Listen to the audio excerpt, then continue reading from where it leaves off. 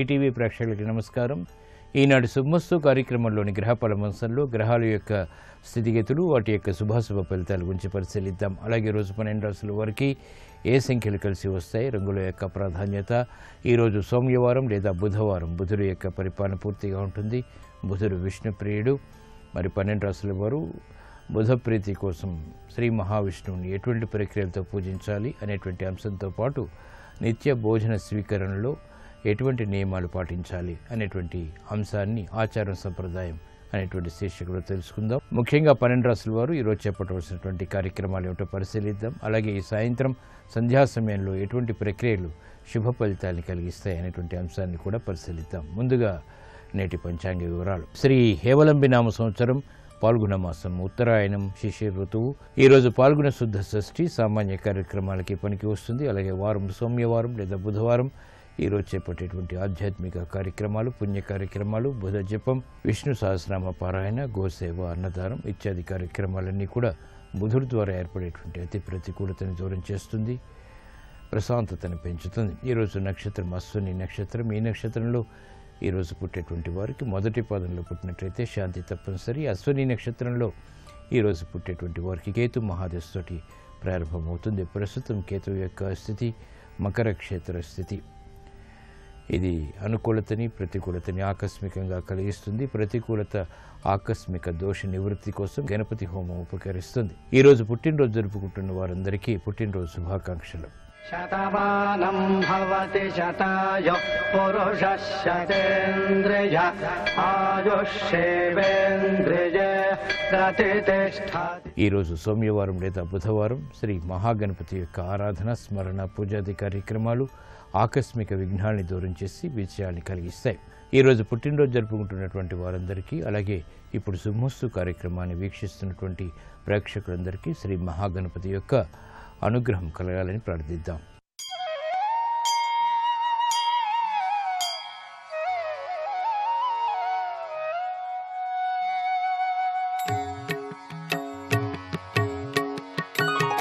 అహో విఘ్నరాజ మహాదివ్యతేజ మహాదేవపుత్ర మహామహిమ చిత్ర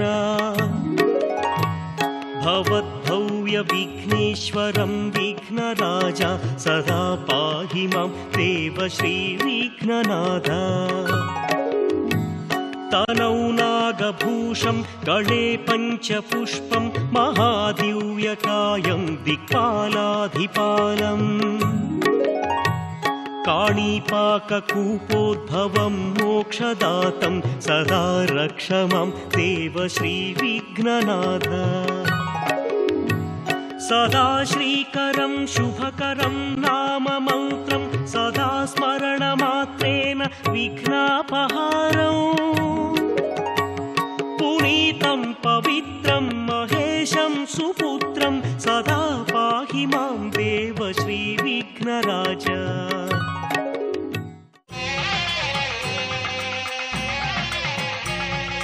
నిత్య ఆహార స్వీకరణలో పాటించవలసినటువంటి నియమాలు ఏమిటో ఆచారం సంప్రదాయం అనేటువంటి శీర్షికను పరిశీలిద్దాం. భోజనానికి సంబంధించి మన సంప్రదాయం కొన్ని ప్రత్యేక నియమ నిబంధనల్ని విధించింది. ఈ ఆచారాల్ని అనాదిగా ఋషులు కొనసాగించారు. భోజనం చేసే కంచం లేదా విస్తర్లో ముందుగా అన్నం వడ్డించరాదు. భోజనంలో సన్యాసి 8 ముద్దలు మాత్రమే స్వీకరించాలి. గృహస్థులు 16 నుంచి 32 ముద్దలు తినాలి. అంటే 16కి తక్కువ కాకుండా 32కి ఎక్కువ కాకుండా స్వీకరించాలి. బ్రహ్మచారులకు సంఖ్యా నియమం లేదు. ఈ ముద్ద అరచేతిలో ఇమిడేటువంటి ప్రమాణంలో మాత్రమే ఉండాలి. భోజన విస్తర్లో నెయ్యి, పాయసం లేదా క్షీరాన్నం శేషం లేకుండా, అంటే కొంచెమైనా వదలకుండా తినాలి. పెరుగు, తేనెల్ని భోజనంలో నిత్యం స్వీకరించాలి. కాళ్ళు చాపుకుని, కాళ్ళు మడిచి లేదా నిలబడి ఒళ్ళో కంచం ఉంచుకుని భోజనం తింటే ఆరోగ్య సంబంధిత సమస్యలు ఎదురవుతాయి. భోజనంలో తొలి ముద్దను తినే ముందు మాతా అన్నపూర్ణేశ్వరి అని అన్నప్రదాత అయినటువంటి అమ్మవారిని తలుచుకుని భోజనాన్ని తినటం ఆరంభించాలి. ఆదివారం, పూర్ణిమ, అమావాస్యలతో రాత్రిపూట భోజనం నిషేధం. పలహారాన్ని మాత్రమే స్వీకరించాలి. చతుర్దశి, అష్టమి తిథుల్లో పగటిపక్ష భోజనం మాని పండ్లు తినాలి. ఏకాదశి రోజు పూర్తిగా ఉపవాసం ఉండి రాత్రి సమయంలో ఫలాల్ని మాత్రమే స్వీకరించాలి. ఇటువంటి ప్రక్రియల ద్వారా ఆరోగ్య రక్షణ చేకూరుతుంది. ఇప్పుడు గ్రహాల యొక్క స్థితిగతుల రీత్యా 12 రాశుల వారికి ఏర్పడేటువంటి శుభాశుభ ఫలితాన్ని పరిశీలిద్దాం. ముందుగా మేషరాశి.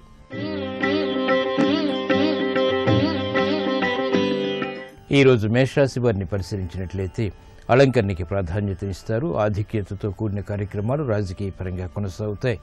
మానసిక ఆందోళన తగ్గుతుంది. చేపట్టినటువంటి కార్యక్రమాల్లో ఒత్తిడి కూడా తగ్గుతుంది.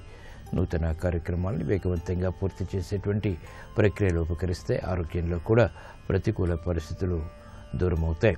చేపట్టినటువంటి కార్యక్రమాలు ఆర్థిక పరంగా వ్యాపార రంగం వారికి కలిసి వస్తాయి. రాజకీయ రంగం వారికి మెరుగైనటువంటి అవకాశాలు లభిస్తాయి. లాభదాయకమైనటువంటి కార్యక్రమాలు వ్యాపార రంగం వారు ప్రారంభించగలుగుతారు. విద్యార్థులకి సూక్ష్మత పెరుగుతుంది. అనిశ్చిత పరిస్థితులు స్థిరాస్తి రంగం వారికి తగ్గుతాయి. న్యాయవాద వృత్తి వారికి మెరుగైనటువంటి విజయాలు సాధించేటువంటి అవకాశాలు లభిస్తాయి. ఈ రోజు మీ అదృష్ట సంఖ్య 5. ఈ రోజు మేషరాశి వారు ఆకుపచ్చ రంగు దుస్తులు ధరించడం ద్వారా ప్రశాంతత పెరుగుతుంది. ప్రతికూలత దూరం అవుతుంది. బుధవారం సందర్భంగా ఈ రోజు మేషరాశి వారు శ్రీ మహావిష్ణుని తులసి దళాలతో భక్తి శ్రద్ధలతో పూజించడం ద్వారా ఆర్థిక విజయాలు సాధించగలుగుతారు. అనుకూల పరిస్థితులు ఆర్థికంగా ఏర్పడతాయి. విద్యా ప్రయత్నాలు ఈరోజు మీకు అనుకూలం. ఈరోజు వృషభ రాశి వారిని పరిశీలించినట్లయితే వ్యయం పెరుగుతుంది. విదేశీ సంబంధిత ప్రయాణాలు వంటివి ఉపకరిస్తాయి. ఆర్థిక సందిగ్ధ పరిస్థితులు కూడా కొనసాగుతాయి. నూతన కార్యక్రమాలు వెంటనే ప్రారంభించలేకపోతారు. కుటుంబ వ్యవహారాల్లో అనుకూల పరిస్థితులు ఉన్నప్పటికీ ఆశించినటువంటి అంచనాలు వెంటనే పొందలేకపోతారు. ఆరోగ్య విషయంలో ఖర్చులు కూడా పెరుగుతాయి. కార్యక్రమాలను వేగవంతంగా పారిశ్రామిక రంగం వారు పూర్తి చేయలేకపోతారు. ఆందోళనకర పరిస్థితుల నుంచి వ్యాపార రంగం వారికి ఉపశమనం లభిస్తుంది. సందిగ్ధ నిర్ణయాల ద్వారా స్థిరాస్తి రంగం వారికి ప్రతికూలత ప్రబలమవుతుంది. కోర్టు సంబంధిత వ్యవహారాల్లో న్యాయవాద వృత్తి వారు యుక్తితో కూడిన నిర్ణయాల ద్వారా మాత్రమే విజయాలు సాధించగలుగుతారు. ప్రతికూలత వైద్య వృత్తి వారికి ఉంటుంది. ఈ రోజు మీ అదృష్ట సంఖ్య 2. ఈ రోజు వృషభ రాశి వారు తెలుపు రంగు దుస్తులు ధరించడం ద్వారా ప్రశాంతత పెరుగుతుంది. ప్రతికూల పరిస్థితుల్ని ఎదుర్కోగలుగుతారు. బుధవారం సందర్భంగా ఈరోజు వృషభ రాశి వారు శ్రీ మహావిష్ణువుని చామంతులతో భక్తి శ్రద్ధలతో పూజించడం ద్వారా ఆర్థిక సంబంధిత లావాదేవీల విషయంలో ఏర్పడినటువంటి సందిగ్ధ పరిస్థితులకు సమస్యలకు పరిష్కారాలు లభిస్తాయి. వాహన నిర్ణయాలు ఈరోజు మీకు అనుకూలం.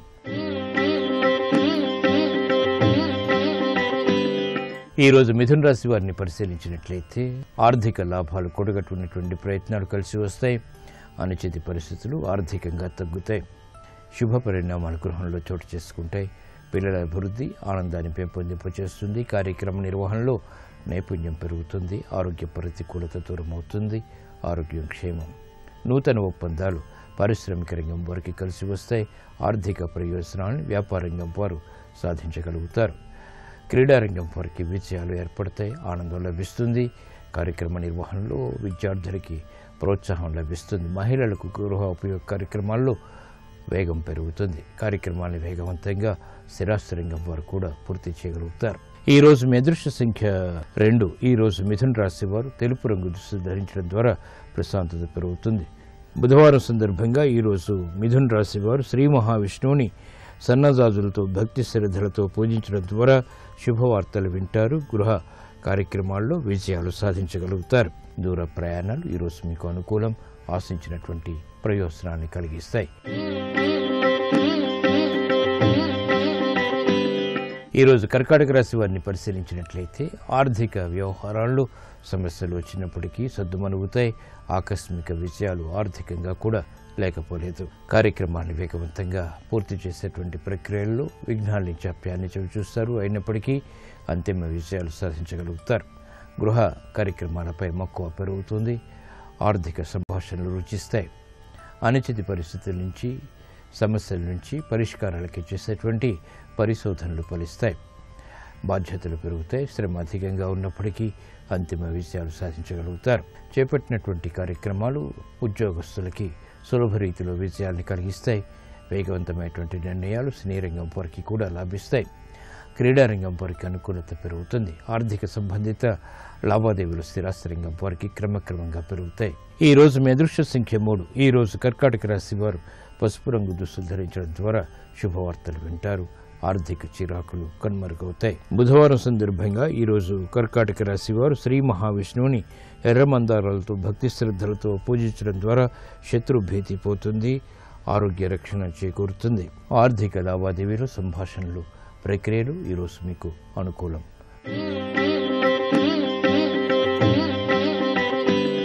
ఈరోజు సింహరాశి వారిని పరిశీలించినట్లయితే ఆధ్యాత్మిక కార్యక్రమాల ద్వారా సంతృప్తికర సంఘటనలు చోటు చేసుకుంటాయి. మానసిక వేదనని క్రమశిక్షణతో కూడిన నిర్ణయాల ద్వారా దూరం చేసుకోగలుగుతారు. గృహ విషయాల్లో అనుకూలత ప్రయత్నపూర్వకంగా లభిస్తుంది. ఓర్పు, సహనం వంటివి అన్ని విషయాల్లో తప్పనిసరి. ఆరోగ్య విషయంలో ప్రతికూలత ఉంటుంది, ఖర్చులు కూడా పెరుగుతాయి. అయినప్పటికీ ఆందోళనకర పరిస్థితుల్ని నియంత్రించగలుగుతారు. అభివృద్ధి కార్యక్రమాల్లో పారిశ్రామిక రంగం వారికి ఆటంకాలు ఎదురవుతాయి. వ్యాపార రంగం వారు ఆర్థిక విషయాల్లో ఆచితూచి వ్యవహరించాలి. ఓర్పు, సహనంతో కూడిన నిర్ణయాలు సినీ రంగం వారికి కలిసి వస్తాయి. కార్యక్రమ నిర్వహణలో మహిళలు ఆనందకర పరిస్థితులు గృహపరంగా పెంపొందింప చేసుకోగలుగుతారు. విఘ్నాన్ని, జాప్యాన్ని దూరం చేసుకునేటువంటి ప్రయత్నాలు ఊరట కలిగిస్తాయి. ఈ రోజు మీ అదృష్ట సంఖ్య 1. ఈరోజు సింహరాశి వారు ఎరుపు రంగు దుస్తులు ధరించడం ద్వారా ధైర్యం పెరుగుతుంది, మానసిక భీతి పోతుంది. బుధవారం సందర్భంగా ఈరోజు సింహరాశి వారు శ్రీ మహావిష్ణువుని తెల్లటి పుష్పాలతో భక్తి శ్రద్ధలతో పూజించడం ద్వారా సంకోచ నిర్ణయాల ద్వారా ఏర్పడినటువంటి ప్రతికూలత కనుమరుగవుతుంది. ఆర్థిక విజయాలు దగ్గరవుతాయి. ఆరోగ్య పరీక్షలు ఈరోజు మీకు మేలును కలిగిస్తాయి.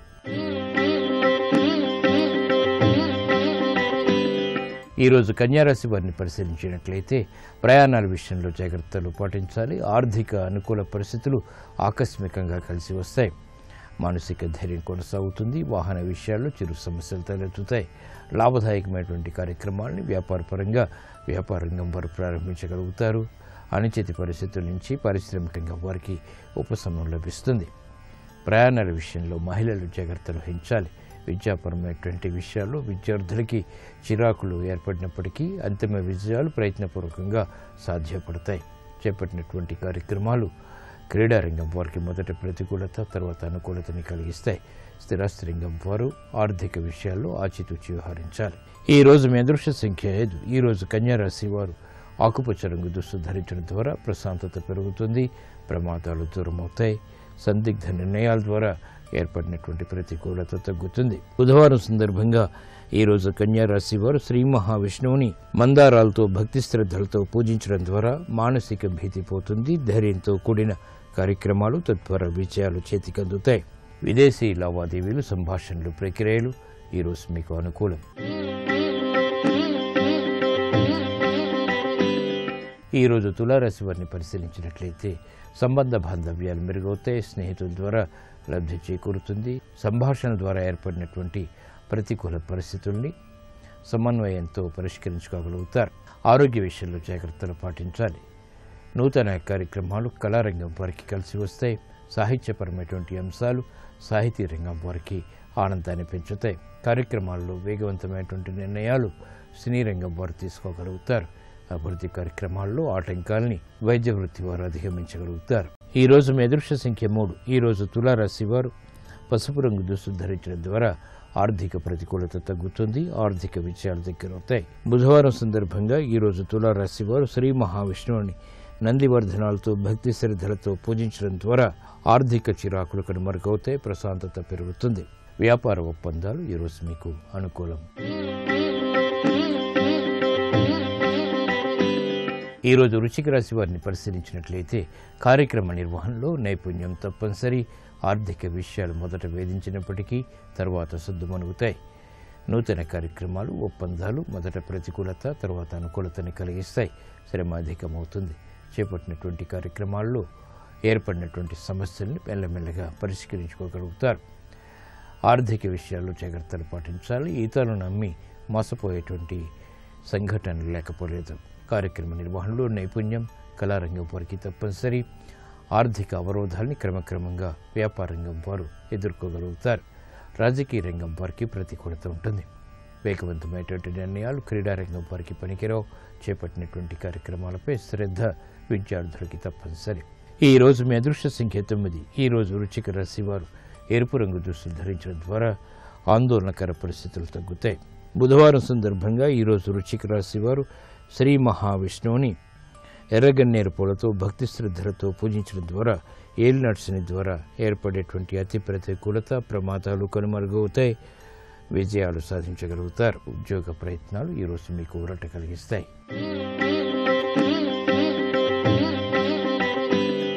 ఈరోజు ధనుసు రాశి వారిని పరిశీలించినట్లయితే మానసిక ధైర్యం పెరుగుతుంది. రాజకీయ వ్యవహారాలు కలిసి వస్తాయి. లాభదాయకమైనటువంటి కార్యక్రమాలు ఒక్కొక్కటిగా పూర్తి చేయగలుగుతారు. ప్రాధాన్యత పెరుగుతుంది. ఒప్పందాల ద్వారా అనుకూల పరిస్థితులు వ్యాపారంగా వారు పొందగలుగుతారు. మానసిక ఉల్లాసం మహిళలకు ఉంటుంది. చేపట్టినటువంటి కార్యక్రమాలపై సాఫ్ట్వేర్ రంగం వారు పట్టు బిగించగలుగుతారు.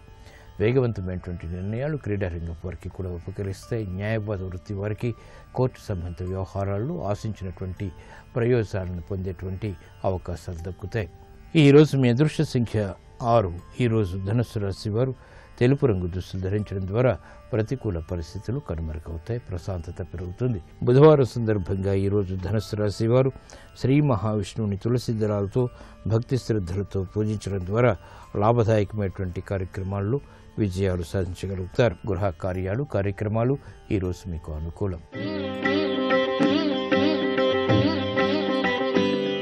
ఈరోజు మకర రాశి వారిని పరిశీలించినట్లయితే ఆదాయం పెరుగుతుంది, వ్యయం కూడా పెరుగుతుంది. చేపట్టినటువంటి కార్యక్రమాలపై ప్రోత్సాహాన్ని ప్రయత్నపూర్వకంగా పొందగలుగుతారు. అవమానకర సంఘటనల్ని అనుకూలంగా మలుచుకోగలుగుతారు. ప్రాధాన్యత లేమి కారణంగా ఏర్పడినటువంటి సమస్యలకు పరిష్కారాలు కూడా పొందగలుగుతారు. గృహ విషయాలు అనుకూలం. చేపట్టినటువంటి కార్యక్రమాల్లో గట్టి ప్రయత్నాల ద్వారా విజయాలు తథ్యం. ఆరోగ్య విషయంలో చిరు సమస్యలు కొనసాగుతాయి. చేపట్టినటువంటి కార్యక్రమాలు రాజకీయ రంగం వారికి ప్రతికూలతను పెంచుతాయి. ఆర్థిక వ్యవహారాల్లో వ్యాపార రంగం వారు ఆచితూచి వ్యవహరించాలి. విద్యార్థులకి ఓర్పు సహనం ఉంటుంది తప్పనిసరి. మహిళలకు గృహోపయోగ కార్యక్రమాల్లో ప్రోత్సాహం లభిస్తుంది. ఆర్థిక విషయాలు అనుకూలిస్తాయి. అయినప్పటికీ ఆరోగ్య ప్రతికూలత కొనసాగుతుంది. ఈరోజు మీ అదృష్ట సంఖ్య 9. ఈరోజు మకర రాశి వారు ఎరుపు రంగు దుస్తులు ధరించడం ద్వారా ప్రశాంతత పెరుగుతుంది. శత్రు భీతి పోతుంది. బుధవారం సందర్భంగా ఈరోజు మకర రాశి వారు శ్రీ మహావిష్ణువుని తెల్లటి పుష్పాలతో భక్తి శ్రద్ధలతో పూజించడం ద్వారా ఆరోగ్య రక్షణ చేకూరుతుంది. వ్యాపార నిర్ణయాలు ఈరోజు మీకు అనుకూలం.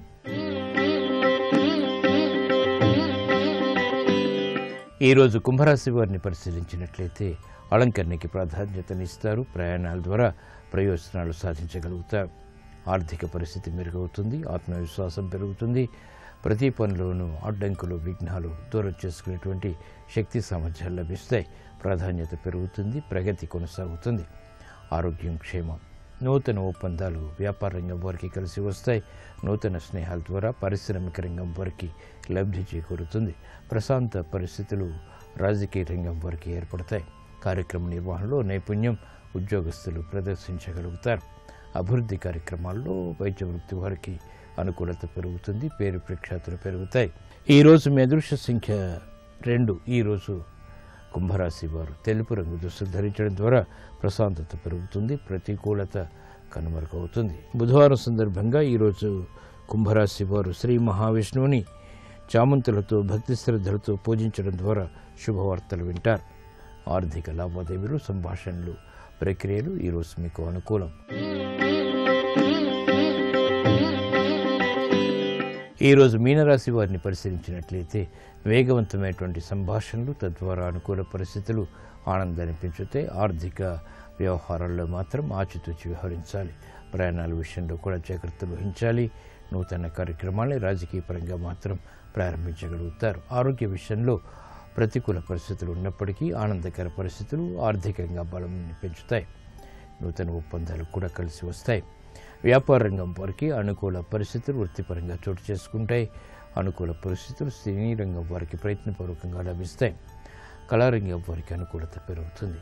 ఆకస్మిక ప్రతికూల పరిస్థితుల్ని స్థిరాస్తి రంగం వారు ఎదుర్కోగలుగుతారు. ఈరోజు మీ అదృష్ట సంఖ్య 1. ఈరోజు మీనరాశి వారు ఎరుపు రంగు దుస్తులు ధరించడం ద్వారా ప్రశాంతత పెరుగుతుంది. ఆర్థిక విజయాలు వేగవంతమవుతాయి. ప్రమాదాలు దూరమవుతాయి. బుధవారం సందర్భంగా ఈరోజు మీనరాశి వారు శ్రీ మహావిష్ణువుని ఎర్రమందార పూలతో భక్తి శ్రద్ధలతో పూజించడం ద్వారా ప్రమాదాలు దూరమవుతాయి. అతి ప్రతికూలత ఆర్థికంగా తగ్గుతుంది. ప్రశాంతత పెరుగుతుంది. ఆరోగ్య పరీక్షలు ఈరోజు మీకు మేలుని కలిగిస్తాయి. ఈరోజు సోమవారం లేదా బుధవారం ఈ సాయంత్రం సంధ్యా సమయంలో విష్ణు సహస్రనామ పఠనం లేదా వినటం ద్వారా శుభ ఫలితాలు చేకూరుతాయి. విఘ్నాలు దూరమవుతాయి. ఆరోగ్య రక్షణ చేకూరుతుంది. కుటుంబ వ్యవహారాల్లో ప్రతికూల పరిస్థితులు అనుకూలంగా మరల్చుకోగలుగుతారు.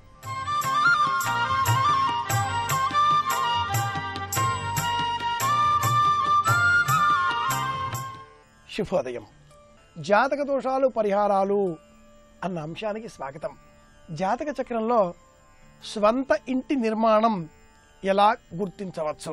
స్వంత ఇల్లు అన్నప్పుడు తండ్రి, తాత, ముత్తాత వారు సంపాదించిన ఆస్తిపాస్తులు, ఇల్లు, భూమి, వ్యవహారాలు ఉంటే వాటిల్లో నివసించడం ఒకటి.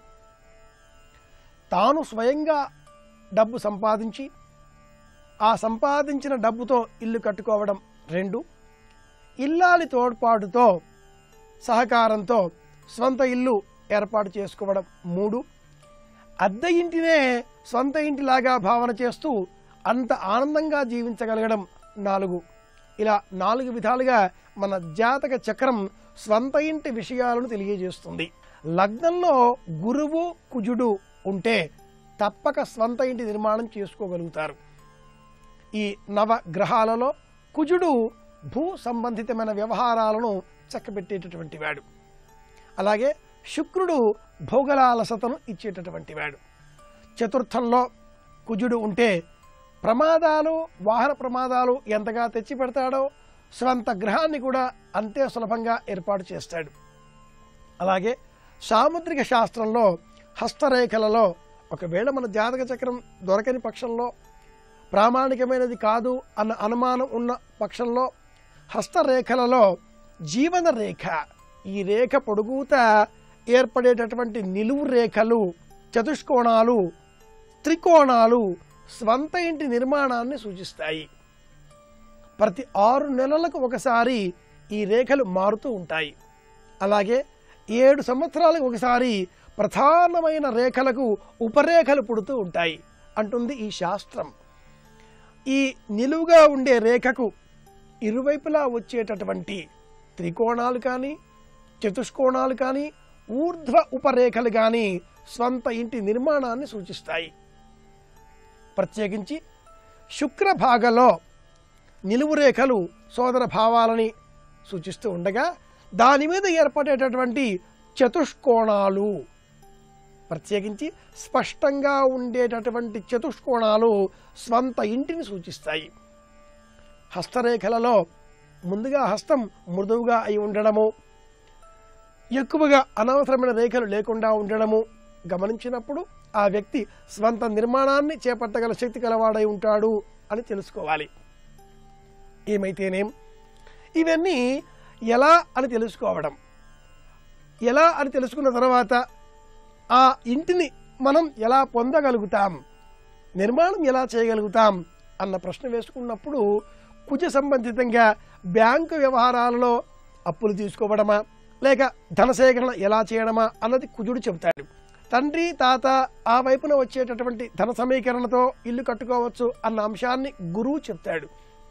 భార్య సంబంధితంగా వచ్చేటటువంటి తోడ్పాటుతో లేక భర్త సంబంధంగా వచ్చేటటువంటి తోడ్పాటుతో ఆ దంపతులకు వారే సొంత గృహాన్ని నిర్మాణం చేసుకోవడం ఎలా అన్న అంశాన్ని శుక్రుడు చెబుతాడు. కొంతమందికి వారి సంతానం విదేశాల్లో స్థిరపడి బాగా శ్రమ చేసి న్యాయంగా డబ్బును సంపాదించి ఆ ధనాన్ని తల్లిదండ్రులకు అందజేస్తే దాని ద్వారా కూడా ఇల్లు కట్టుకోవడం అనేది సాధ్యమవుతుంది. అలాంటి అవకాశాన్ని జాతక చక్రంలో పంచమ భావం అలాగే చంద్రుడు తెలియజేస్తాడు. వ్యాపారంలో హఠాత్తుగా ద్రవ్యాకర్షణ, ఏవైనా లాటరీలు తగడడం, అనుకోకుండా డబ్బు వచ్చి పడడం, ఇలాంటి వాటిని బుధుడు, రాహువు తెలియజేస్తారు. స్వంత ఇంట్లో ఉన్నా కూడా స్వంత ఇంట్లో లేనట్లుగా ప్రవర్తించడం అన్న అంశాన్ని కేతువు తెలియజేస్తూ ఉండగా, అద్దె గృహంలో ఉన్నా కూడా అది స్వంత గృహమే అన్నంత ఆనందంగా ఉండడాన్ని సూర్యనారాయణమూర్తి తెలియజేస్తాడు. అద్దె ఇంట్లో ఉన్నా కూడా ఆ ఇంటి యజమానులు మనల్ని ఏ విధంగా కూడా ఇబ్బంది పెట్టరు, మహా ఆనందంగా ఉంటాం ఆ ఇంట్లో మనం. ఎందుకని మన జాతక చక్రంలో సూర్యుడు మేషంలో కానీ, వృషభంలో కానీ, మిథునంలో కానీ, ప్రత్యేకించి మేషంలో కానీ, మిథునంలో కానీ, సింహంలో కానీ ఉంటే అలాంటి వాళ్లకు అద్దె ఇల్లు బాగా వచ్చేస్తుంది. ఇవన్నీ గృహ నిర్మాణాలకు సంబంధించిన జాతక చక్రం సూచించేటటువంటి అంశాలు. మరి పరిహారాలు ఏమిటి అనుకుంటే, పక్షులకు నివాసం కల్పించే నిమిత్తమై పిచ్చిక గూడులను సేకరించి వాటిని మనం మేడపైన వ్రేలాడదీయడం, చెట్ల కొమ్మలకు పక్షి గూళ్ళు ఏర్పాటు చేసుకునే నిమిత్తమై ఇటువంటి అవకాశాలు కల్పించడం, అలాగే వెండితో చేసినటువంటి ఇంటిని, ఈనాటి కాలంలో వీటిని దుకాణాలలో అమ్ముతున్నారు, ఖరీదు చేసి తీసుకువచ్చి వాటిని మన ఇంట్లో మనం పూజాగృహంలో అర్చన స్థలంలో ఉంచి ఆ వెండితో చేసిన ఇల్లు కానీ, అంత కూడా స్థాయి లేదు అనుకుంటే మట్టితో చేసిన ఇల్లు, ఆ ఇంటిని కానీ పూజాగృహంలో ఉంచి దాని ఎదురుగా దీపం వెలిగించి ఆ ఇంటినే దైవంగా భావన చేసి పువ్వులు సమర్పించి భూవరాహాయ ధరణ్యుద్ధరణాయ నమః అన్న మంత్రాన్ని జపం చేయడం, అలాగే అమ్మవారి స్తోత్రాన్ని మనం జపం చేస్తూ ఉండడం వల్ల, సాధన చేస్తూ ఉండడం వల్ల కూడా స్వంత ఇల్లు కల సాకారం అవుతుంది. లేదా సులభంగా శ్రీమాత్రే నమః అన్న అమ్మ నామాన్ని నిరంతరం మనన చేసుకోవడం ద్వారా అమ్మ అనుగ్రహం ఉంటే ఏదైనా సాధించుకోగలుగుతాం. ఇవి ఈనాటి మన జాతక దోషాలు పరిహారాలలో కొన్ని అంశాలు. మరిన్ని విషయాలతో మళ్ళీ రేపటి శుభమస్తులో కలుసుకుందాం. నమస్కారం.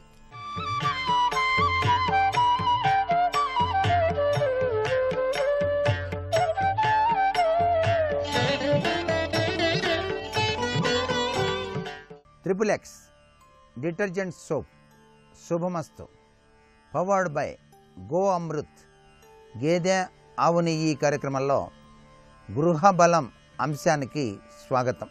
మనం కుటుంబంలో సఖ్యతా స్వరూపాలతో జీవితాన్ని గడుపుతున్నప్పుడు ప్రకృతి ప్రసాదించిన అమృతతుల్యమైనటువంటి ఆ ఫలాలు అంటే వివిధ రకాలైన పండ్లు, ఈ పండ్లను పెద్దలకు ముత్తైదువులకు దానం చేసినట్లయితే మనకు వివిధ రంగాలలో అభివృద్ధికరమైన ప్రభావం ఏర్పడుతుంది అంటుంది శాస్త్రం. గృహబల రీత్యా దీన్ని ఫలతంత్రంగా పేర్కొంటారు. అందుకే గురువులను పెద్దలను దర్శించేటప్పుడు ఫలాలు తీసుకొని వెళ్ళండి అంటోంది శాస్త్రం. వారికి అవి సమర్పించి వారి ఆశీస్సులు గనక పొందినట్లయితే సర్వే సర్వత్రా దురదృష్టాన్ని తొలగించుకోవటానికి ఆస్కారం ఎంతగానో ఉంటుంది. ఇవన్నీ కూడా మనం నివసించేటువంటి గృహంలో అందరూ ఆనందంగా జీవితాన్ని గడపడానికి పనికి వచ్చేటువంటి గొప్ప విషయాలు. ఇవి మన మహర్షులు మనకు అందించారు. అందుచేత ఫలతంత్రం అనేటువంటి ఈ తత్వరీత్యా ఫలాన్ని దానం ఇవ్వటం వలన కలిగే శుభాలు, ఏ కామ్యసిద్ధికి ఏ ఫలం దానం ఇవ్వాలి అనేటువంటి విషయాలతో పాటు ఫలదానం వలన ఐశ్వర్య ప్రాప్తి, ఆరోగ్య ప్రాప్తి, వ్యాపార అభివృద్ధి, ఇటువంటి వివిధ రకాలైన అభివృద్ధికరమైన ప్రభావాలు తప్పనిసరిగా కలుగుతాయి. ఇక్కడ మనం చేయవలసింది అరటి పళ్ళను ఆవుకు పెట్టిన, వృద్ధులకు లేదా అనాథ శరణాలయాలలో గురువారం నాడు పంచిన ఆర్థిక విషయాలలో పురోభివృద్ధిని సాధిస్తారు. నలుగురిలో కీర్తి గౌరవం పొందటానికి ఆస్కారం ఉంటుంది. అరటి పండును దానం చేయటం వలన ఇటువంటి సత్ఫలితం లభ్యపడుతుంది. అలాగే మంగళ శనివారాల్లో జామకాయలు కోతులకు కనుక పెట్టినట్లయితే వివాదాలు అనేటువంటివి తగ్గుతాయి, రోగ నిరోధక శక్తి పెరుగుతుంది. అంటే ఆరోగ్యం సమకూడుతుంది, ఆయురారోగ్యాలు పెరుగుతాయి, కష్టాలు నష్టాలు తొలగిపోతాయి అంటోంది శాస్త్రం. ఏ పని అనుకున్నా చేయలేక మీరు ఇబ్బంది పడుతూ ఉంటే శనివారం నాడు 13 ఎండు ఖర్జూరాలను తాంబూలంలో పెట్టి ఇతరులకు దానం ఇవ్వండి. ఇలా చేసినట్లయితే అనుకున్న పనులు అనుకున్నట్లు నెరవేర్చుకోవటానికి ఆస్కారం ఉంటుంది. అలాగే మంగళవారం నాడు వివాహం కాని ఆడపిల్లలు ఒక రాగి పళ్ళెంలో 9 రకాల పండ్లను ఉంచుకొని 16 సంవత్సరాల లోపు వయస్సున్నటువంటి వారికి గనక దానం గనక ఇచ్చినట్లయితే త్వరగా వివాహం జరగటానికి ఆస్కారం ఉన్నది. శుక్రవారం నాడు బత్తాయి పండ్ల రసంలో కొద్దిగా తేనె కలిపి లక్ష్మీదేవికి నివేదించి ఆ రసాన్ని 5-6 సంవత్సరాల పిల్లలకు గనక మీరు గనక ఇచ్చినట్లయితే రుణగ్రస్త విమోచన జరుగుతుంది.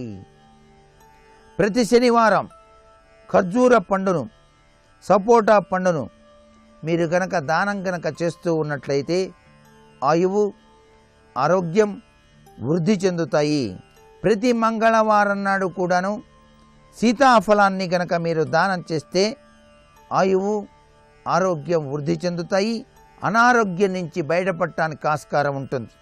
పాలు, సపోటా పండ్లు కలిపి ఎవరికైనా సరే దానం చేస్తే కుటుంబ సభ్యుల మధ్య ఉన్న విభేదాభిప్రాయాలు తొలగిపోయి అందరూ సఖ్యతతో జీవితాన్ని గడపడానికి ఆస్కారం ఉంటుంది. వృద్ధులకు సాయంత్రం వేళ అరటి పండ్లను గనక దానం చేసినట్లయితే ఆరోగ్యం, అభివృద్ధి, ఆయుష్ పెరుగుతుంది. నదీ తీరంలో ఉన్న దేవాలయాలలో బత్తాయి లేదా నారింజ పండ్లను గనక నివేదిస్తే మనశ్శాంతి కలుగుతుంది. మనోవికారాలు అనేటువంటివి తొలగిపోతాయి. కుటుంబ సభ్యుల మధ్య ప్రేమానురాగాలు వృద్ధి చెందుతాయి. శుక్రవారం నాడు కృష్ణార్పణం అంటూ నేరేడు పండును గనక ఎవరికైనా సరే దానం చేస్తే దారిద్ర్యం నశిస్తుంది. శనివారం నాడు శివార్పణం అంటూ ద్రాక్ష పళ్లను దానం చేస్తే అనారోగ్యం తొలగిపోతుంది. నేత్ర వ్యాధులు ఉన్నవారు ఆదివారం నాడు రేగుపళ్లను గనక దానం చేసినట్లయితే నేత్ర వ్యాధులు తగ్గి దృష్టి తీక్షణత పెరుగుతుంది. ఆరోగ్యం అనేటువంటిది కలుగుతుంది. శుక్రవారము నాడు అరటి పళ్లను గనక దానం చేయటం వలన సమస్త కోరికలు నెరవేరటమే కాకుండా సౌభాగ్య సిద్ధి కలుగుతుంది. జన్మ నక్షత్రం నాడు ఫలదానం చేయరాదు. జన్మతిథి నాడు చేయటమే మంగళకరం అనే విషయాన్ని ఈ యొక్క ఫలతంత్ర రీత్యా ప్రతి ఒక్కరూ గుర్తుపెట్టుకోవాలి. నారింజకాయతో పాటు అటుకులు కూడా కలిపి దానం చేయటం వలన మనశ్శాంతి కలగడంతో పాటుగా ధనలాభం కూడాను సిద్ధిస్తుంది. సోమవారం నాడు గనక బత్తాయి పండ్లను గనక దానం గనక చేసినట్లయితే చక్కటి మానసిక శాంతి చేకూరుతుంది. తూర్పుకు అభిముఖంగా నిలబడి ఆదివారం నాడు రేగుపళ్లను గనక దానం చేస్తే కార్యజయం సిద్ధిస్తుంది. నిరాశ నుంచి బయటపడటానికి ఆస్కారం ఎక్కువగా కనిపిస్తుంది. పడమట దిశకు అభిముఖంగా నిల్చుని శనివారం నాడు నేరేడు పండ్లను గనక దానం చేస్తే కష్ట నష్టాలు, దారిద్ర్యం, దుఃఖనాశనం కావడంతో పాటుగా నూతన శక్తి కలిగి తీరుతుంది. గురువారం నాడు పనస పండును గనక దానం చేసినట్లయితే మీ వృత్తి, ఉద్యోగ, వ్యాపారాలలో సంపాదన పెరగడంతో పాటు కీర్తి ప్రతిష్టలు పెంపొందుతాయి అని చెప్పవచ్చు. మరికొన్ని ముఖ్య విషయాలు రేపటి శుభమస్తు కార్యక్రమంలోని గృహబలం అంశంలో తెలుసుకుందామా? మరి సర్వే జనా సుఖినో భవంతు. రేపు ఫాల్గుణ శుద్ధ సప్తమి తిథి ఉంది. భరణి, కృత్తికా నక్షత్రాలు ఉన్నాయి. రేపటి నక్షత్ర బలాన్ని పరిశీలిస్తే ఉద్యోగంలో పై అధికారులను కలుసుకొని ముఖ్యమైన చర్చలు నిర్వహించడానికి చేసే సర్వ ప్రయత్నాలకు రేపు అనుకూలమైన రోజుగా చెప్పవచ్చు. అధికార పదవులు పొందడానికి చేసే సర్వ ప్రయత్నాలకు రేపటి నక్షత్ర బలం విశేషంగా ఉపకరిస్తుంది. అలాగే వివాహపరమైనటువంటి ముఖ్యమైన చర్చలు నిర్వహించడానికి, దాంపత్య జీవితంలో ముఖ్యమైనటువంటి చర్చల ద్వారా నిర్ణయాలు తీసుకోవడానికి కూడా రేపు అనుకూలమైన రోజుగా చెప్పవచ్చు.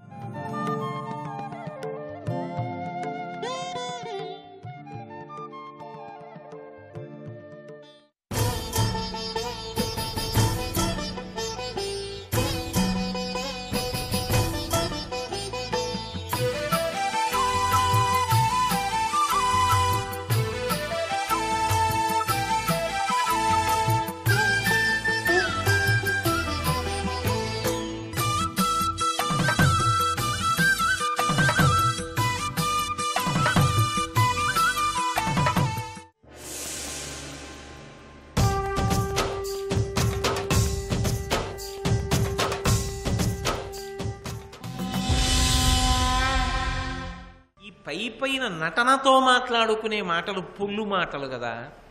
ఇవి జరగవని నీకు తెలుసు, జరగదని నాకు తెలుసు. కాబట్టి ఎందుకంటావు ఈ మాటలన్నీ మాట్లాడుకోవడం? కానీ సంజయ, ఒక్క మాట చెప్పనా? మునుమమ్ము పొగడి పదపడి అనివారల గెలువ అరిది అని పొత్తుగా చెప్పిన మాటకు నేనొడబడ. విను సంజయ, పక్షపాతి వృత్తి విడువుమి. సంజయుడు చేసిన దోషాన్ని కూడా ఎత్తి చూపించాడు. మా పెద్దనాన్నగారు నిన్ను పంపించేటప్పుడు రాజ్యము ఇవ్వను, యుద్ధము జరగకూడదు అని చెప్పి పంపించి ఉంటాడు. కానీ నువ్వెక్కడ పొరపాటు చేశావంటే, మొట్టమొదట వచ్చినప్పుడు మేము చాలా గొప్పవాళ్ళమని పొగిడావు. అలా పొగిడితే వింటాననుకుని ఉంటావు బహుశా, అందుకని పొగిడావు. మునుమమ్ము పొగడి పదపడి అని వారల గెలువ నరిది అని. ఆ తర్వాత ఏమన్నావు? భీష్ముడికి స్వచ్ఛంద మరణం ఉందన్నావు. ద్రోణుడు మీకు పాఠం చెప్పిన గురువు అన్నావు. కర్ణుడు అర్జునుడిని చంపేయగల వీరుడు అన్నావు. వాళ్ళని మీరు గెలవలేరన్నావు. కాబట్టి యుద్ధంలో మీరు ఓడిపోతారన్నావు. అది నీ పరిధి దాటి మాట్లాడిన మాట. అలా జరగదు కదా. మేం ఓడిపోతామని తీర్పు చెప్పడానికి నువ్వెవరు?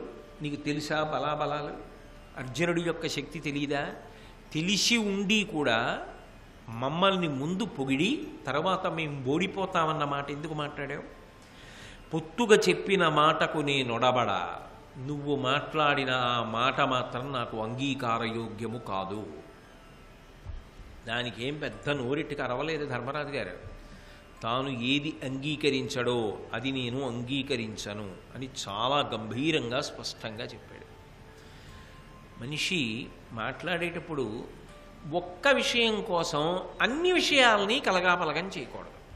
ఏదో ఒక విషయంలో తాను అంగీకరించలేడు అనుకోండి, తాను ఏ విషయంలో అంగీకరించలేడో చెప్తే చాలు. అంతేగాని ఒక్క విషయం అంగీకరించకూడనిది అవతలవారి ఎందు ఉంది కాబట్టి ఇక అవతలవారి ఎందు ఉన్నవి ఏవీ మంచి బుద్ధులు కావని తీర్పు చెప్పకూడదు. అవతలవారి ఎందు చెడు ఉండి తనకి నచ్చింది ఒకటి ఉందనుకోండి, ఆ సమయానికి ఆ నచ్చింది ఒకటి పట్టుకుని వాళ్ళ ఎందు అసలు ఏ చెడు గుణం లేదు అని చెప్పకూడదు. తను ఏది అంగీకరించలేడో అది నేను అంగీకరించలేను అని చెప్పడం నిజమైనటువంటి పరిణతి. అది చెప్పేటప్పుడు పెద్ద ఆవేశకావేశాలు అక్కర్లేదు.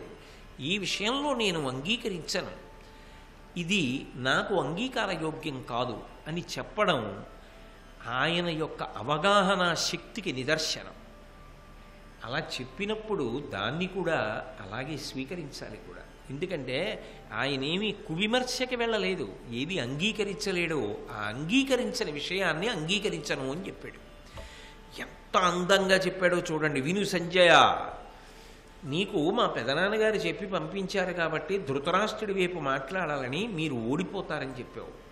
అది పక్షపాతంలోకి ఎడుతుంది ఆ మాట.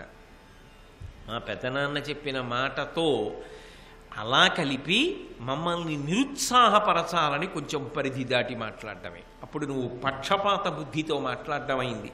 ఈ పక్షపాత బుద్ధిని విడిచిపెట్టు, ఇకపైన ఇంకెప్పుడు అలా మాట్లాడకు. ఎంత ధర్మమూర్తి అయినా సంజయుడు ఏది మాట్లాడకూడదో, ఎక్కడ తప్పు మాట్లాడాడో, ఏది తనకి అంగీకారయోగ్యము కాదో, ఏది తనకి ఇబ్బందికరంగా అనిపించిందో ఆ విషయాన్ని అలాగే చెప్పాడు.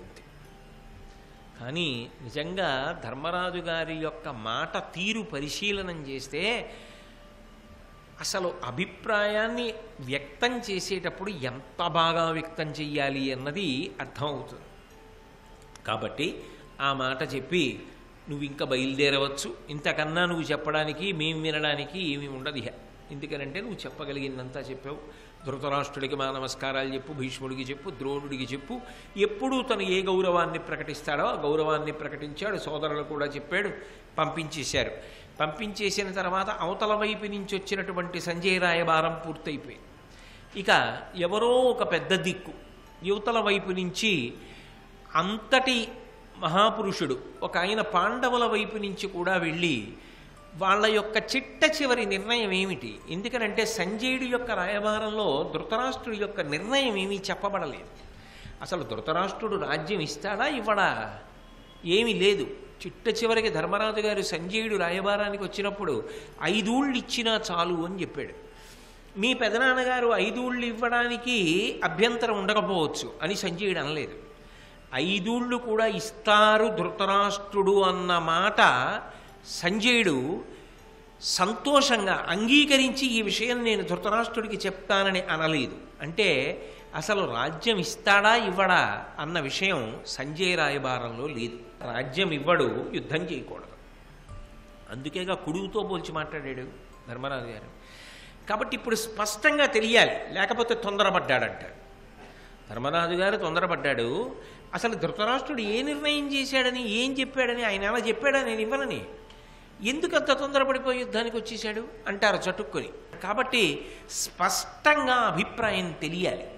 స్పష్టంగా అభిప్రాయం తెలియాలి అంటే తెలుసుకోగలిగిన శక్తి ఉన్నవాడు వెళ్ళి మాట్లాడాలి అక్కడ. ఆ వెళ్ళి మాట్లాడడం అంత తేలికైందేం కాదు. ఎందుకంటే అసలు మాటే విననివాడు. ధర్మరాజు గారు పాటించిన గౌరవం దుర్యోధనుడు ఏం పాటించడు. వచ్చిన మాట రాయబారం చూడు, బంధించే ప్రయత్నం కూడా చేస్తాడు. కృష్ణ రాయబారంలో శ్రీకృష్ణుడి పట్ల ప్రవర్తించలా. కాబట్టి రాటు పోటు తట్టుకోగలిగిన వాడు అయి ఉండాలి. ధృతరాష్ట్రుడు మెత్తని కత్తి, ఏ నిర్ణయం చెప్పడు, కానీ లోభగుణం వదలడు. కొడుకుని మందలించడు, మందలించినట్టు కనపడతాడు. ఏదో ఒక నిర్ణయాన్ని సభలో తీసుకుని వచ్చి, ధర్మరాజా ఇక నువ్వు ఇలా చెయ్యడమే, నీకు వేరొక ప్రత్యామ్నాయం లేదు అని తనకి కూడా చెప్పగలిగినటువంటి సమర్థుడొకడు కావాలి.